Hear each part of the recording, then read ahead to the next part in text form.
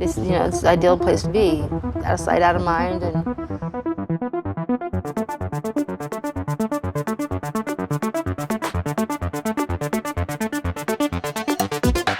En fait, ce qui m'a amené à tourner The Neon People, ça remonte précisément à l'époque de We Blue It, quand moi je faisais des repérages. J'avais rencontré un jour à Las Vegas un vieux SDF qui était un ancien vétéran de la guerre du Vietnam, dans le Las Vegas, le quartier historique qui est au nord-est de la ville, qui maintenant est un peu dépassé.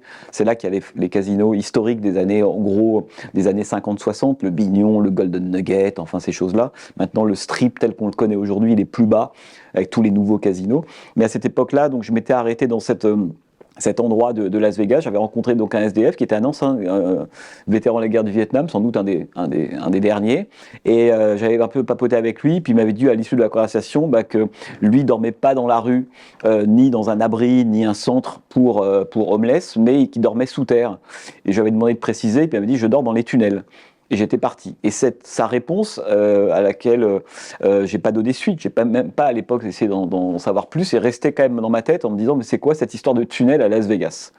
Et des années plus tard, il y a à peu près 2 ans maintenant, j'y ai repensé et donc j'ai mené mon espèce de petite enquête, j'ai cherché à savoir ce qu'il en était et peu à peu j'ai découvert cette réalité-là.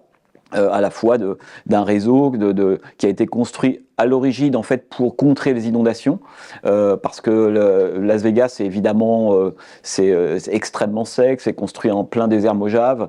Il y a une fois par an des inondations qui sont torrentielles, catastrophiques, et pendant des années, ce qui s'est passé, c'est que les propriétaires des casinos, il faut quand même rappeler que Las Vegas est une ville qui est construite en grande partie sur des fonds mafieux, les propriétaires des casinos n'étaient pas du tout contents que la ville et que l'État, le Nevada, ne fasse rien une fois par an, donc ils se retrouvaient avec le rez-de-chaussée, voire le premier étage des casinos qui était intégralement inondé. Et donc ils ont construit ce réseau d'évacuation en fait des eaux pluviales pour pouvoir, en cas de tempête ou de pluie extrêmement forte, préserver en fait le strip tout simplement. Et c'est comme ça qu'a été construit ce réseau. Et donc voilà, depuis Paris, j'ai commencé à me renseigner, à prendre contact avec quelqu'un qui avait écrit, un ancien journaliste de Las Vegas, qui avait écrit un livre qui s'appelle Sous les néons, au milieu des années 2000, sur la réalité de ces tunnels-là, qu'il avait lui aussi complètement découvert par hasard en enquêtant sur un crime.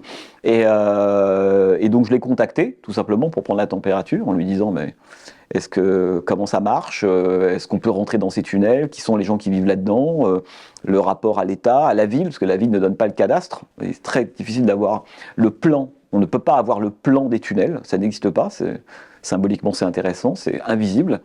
Et voilà, et donc peu à peu, je me suis dit, il y a quelque chose à faire, mais la question centrale qui était évidemment la plus importante, c'est que on peut créer un article, écrire un livre, mais faire un film, c'est complètement autre chose. Et pour moi, la question, c'était de savoir s'il était possible de faire un film, mais d'un point de vue très pratique, d'un point de vue sécuritaire, d'un point de vue sanitaire. Comment est-ce qu'on fait un film? Comment est-ce qu'on embarque une équipe dans des réseaux de tunnels, sur des kilomètres, dans le noir intégral, sale évidemment, rempli de cafards, et de gens pour la plupart qui sont drogués. Et donc là, j'en ai parlé au producteur Alexandre Perrier de chez Kidam, qui a tout de suite été emballé en fait par le projet. Et c'est là que je lui ai dit, écoute, le film, avant même qu'on s'engage sur quoi que ce soit, il faut que je parte moi, voir très concrètement sur place ce qu'il est possible de faire.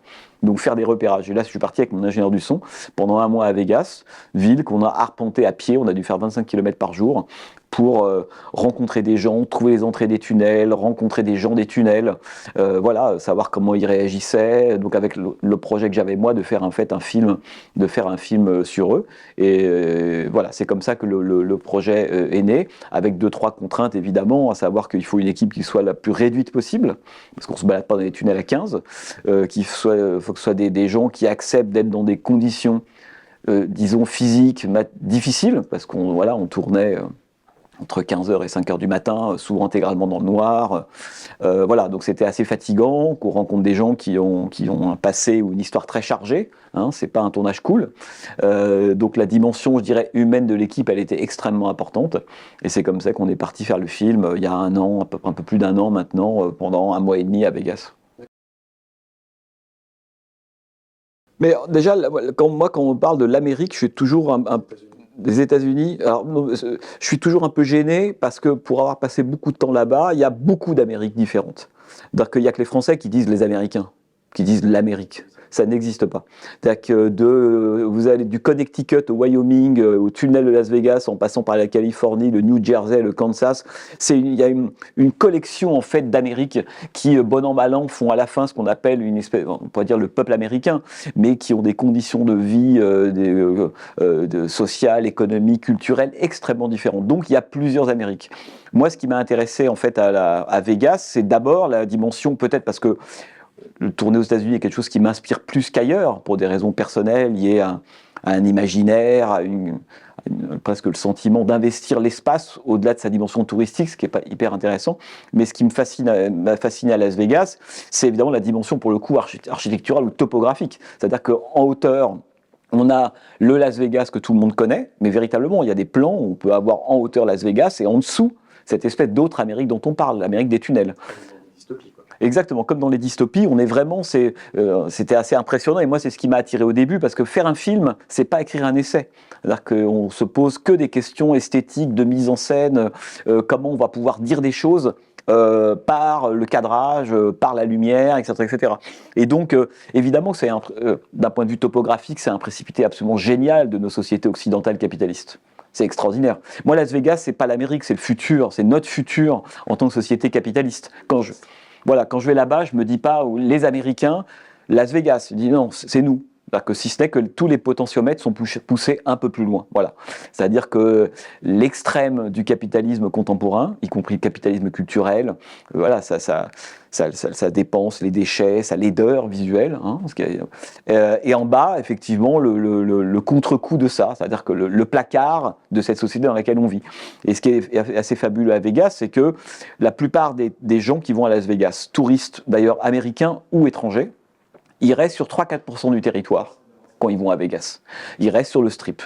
Et cette ville qui est souterraine, elle n'est pas construite à côté. Elle est vraiment dessous, ce qui fait qu'on imagine bien que la plupart des touristes qui se baladent sur le strip, coincés entre le Mirage et le Bellagio, à 5-6 mètres sous eux, il y a une autre population.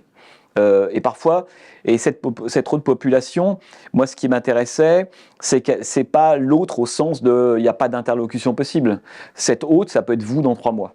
C'est-à-dire qu'en fait, on est les mêmes. Et c'est pour ça que ça m'intéressait de commencer le film avec des images presque un peu inquiétantes, du côté du cliché, de ce qu'on a en tête, les zombies qui habitent sous terre, avec la façon dont on charge notre imaginaire, la théorie de la terre creuse, des peuplades étranges, ce qu'il y a dans les profondeurs.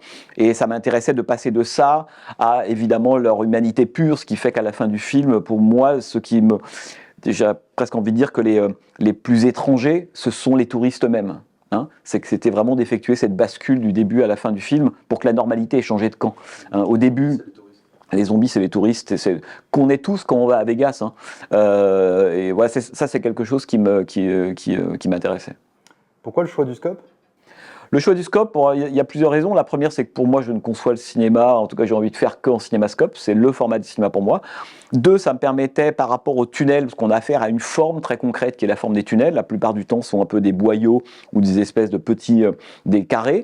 Ça me permettait à la fois de coller au format des tunnels, tout en ménageant de très très grandes zones de noir et de zones inhabitées, si vous voulez. Si j'avais filmé en fait, le film en 1.33 ou 1.66, j'aurais collé à l'espace du tunnel. Là, ils sont parfois très très grands. Et ce qui m'intéressait, c'est que justement, qu'il y ait souvent plus de zones dans le cadre qui soient noires ou obscures qu'on ne voit pas, plutôt que de choses qu'on arrive à déchiffrer.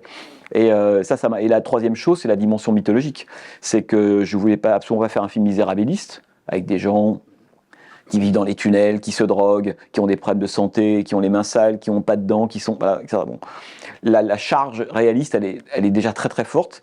Et si en plus j'avais filmé caméra à l'épaule avec une image dégueulasse, j'aurais trouvé ça, de mon point de vue, de mon point de vue éthique à moi, dégueulasse. Donc je me suis dit pas du tout, quand je présentais le film souvent avant, quand on cherche à avoir des moyens pour faire le film, je disais souvent c'était un film de Fred Wiseman filmé par John Carpenter. C'était vraiment ça. Et que je filme 2-3 homeless avec lesquels on a sympathisé, avec lesquels on est devenus amis, on a passé beaucoup de temps avec eux évidemment. Pour moi, je voulais qu'ils soient filmés comme, je sais pas, Kurt Russell dans Escape from New York. Ils avaient le droit à ce statut mythologique-là. Donc, je voulais pas du tout que la mise en scène soit redondante, ou exploite quelque chose de l'ordre du pathos ou du misérabilisme. Il fallait au contraire en faire des personnages de cinéma, qui incarnent des idées en fait à un certain moment, et le scope est absolument génial pour ça. Je voulais vraiment, c'était aussi pour moi une manière de les inscrire dans un écrin qui soit un écrin cinématographique. C'est techniquement compliqué parce que les conditions sont très compliquées. C'est-à-dire que c'est, encore une fois, c'est souvent étroit. Il y a des tunnels qui font 1,20 m de hauteur, d'autres qui font 2 mètres. Parfois de largeur, c'est 1,50 m. C'est des kilomètres et des kilomètres dans le noir. Donc on a toujours des lampes torches avec soi. On ne sait jamais sur quoi on tombe. C'est la loi du... C'est le Far West dans les tunnels, les flics n'y mettent pas les pieds, les ambulances n'y mettent pas les pieds, etc. Donc une fois que vous avez progressé dans un tunnel au bout de 500-600 mètres, vous êtes livré à vous-même, avec les codes des gens des tunnels. Donc oui, c'est compliqué parce que nous, on voulait faire un film, donc moi je voulais pas du tout en rabattre esthétiquement, comme j'avais pu faire Michael Cimino ou Blue It, tourner avec des mini Alexa, enfin que esthétiquement, à aucun moment on se dise l'endroit nous empêche, non. Donc on a beaucoup travaillé en fait en amont pour arriver à configurer à la fois une équipe peu réduite, une équipe très mobile. C'est tout bête, mais on ne peut pas se battre avec des projecteurs dans les tunnels. Donc trouver en permanence en fait des solutions pour qu'on puisse suivre les gens des tunnels. C'est un documentaire, donc même si tout est fabriqué, comme dans les vrais documentaires, tout est faux. Mais ce qui compte, c'est la vérité, c'est pas le réel. En fait, tout est fabriqué. Il fallait quand même qu'on soit toujours au diapason des gens avec lesquels on était. On n'allait pas leur dire bon, arrêtez de vivre un quart d'heure, on va poser les lumières. Et puis on ne peut pas se brancher, c'est impossible. Donc ça a été un gros travail préparatoire, mais on s'est hyper rodé entre nous, y compris de se donner des infos pendant le tournage pour qu'on puisse très rapidement régler une lumière, déplacer quelque chose. Mais une fois que tout ça s'est passé, voilà, ça s'est plutôt bien passé. Ouais, mini Alexa. Je tourne toujours avec la mini Alexa que je trouve avec des optiques des années 70 que je trouve plus chaude, contrairement à la RED par exemple, puisque en fait tout ce qu'on essaie de faire, c'est à chaque fois de ramener l'image vers quelque chose de l'ordre du cinéma, de la magie de la pellicule, avec ses défauts, avec ses zones d'ombre, son grain, etc., etc. Donc la RED, c'est très très bien quand on veut tourner quelque chose de numérique, de vidéo très très froid, très très dur, ultra réaliste. On a presque l'impression d'être sur le plateau quand on a des images de RED. Et moi, je préfère vraiment la mini Alexa pour ça. Le fait que la séance s'inscrive dans un festival sur l'architecture et cinéma, et ville, c'est pas du tout, il n'y a rien de forcé, c'est une évidence. C'est-à-dire que de toute façon, le lien entre le cinéma et l'architecture, pour qu'ils s'intéressent un tout petit peu au cinéma, ils sont très forts. Il y a plein d'architectes qui sont devenus cinéastes. Dans le cas d'Antonioni, par exemple. Bon, quand on s'intéresse au cinéma, et moi, il y a des films qui m'intéressent, que ce soit les films de Michael Mann ou d'Antonioni ou d'autres, c'est un cinéma qui a affaire avec l'architecture. C'est comment est-ce qu'on découpe un espace, comment est-ce qu'on l'habite, comment est-ce qu'on lui donne une continuité, un sens. Donc il y a parfois des liens qui me semblent beaucoup plus sauvages ou étranges. Par exemple, cinéma et théâtre, pour moi c'est un vrai faux sujet. Oui, je pense que ça n'a aucun intérêt. Par contre, cinéma et architecture, oui, parce que l'un a partie intégralement liée à l'autre. Alors, il se trouve que là, dans le cadre de The Neon People, la dimension architecturale, comment on construit les tunnels, comment on se déplace dedans, voilà, comment parfois ils se rejoignent. Enfin, c'est une ville de béton et de verre, Las Vegas, qui est très agressive quand on est un piéton. C'est le cas de beaucoup de villes américaines. Or, ces gens-là, ils sont à pied.